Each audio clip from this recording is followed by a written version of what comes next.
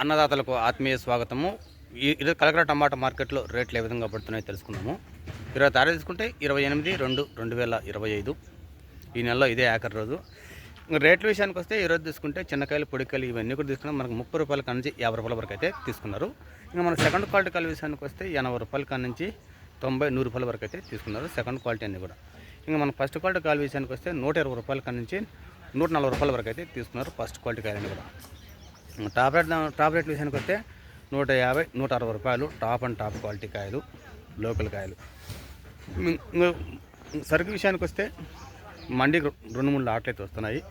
పెద్దగా లాట్లు అయితే రావట్లేదు. కానీ బయట మార్కెట్లో రేట్లు లేవు కాబట్టి ప్రస్తుతం రేట్లు పోవట్లేదు. మండికి కేవలం 2-3 లాట్లు మాత్రమే వస్తున్నాయి లోకల్ కాయలు.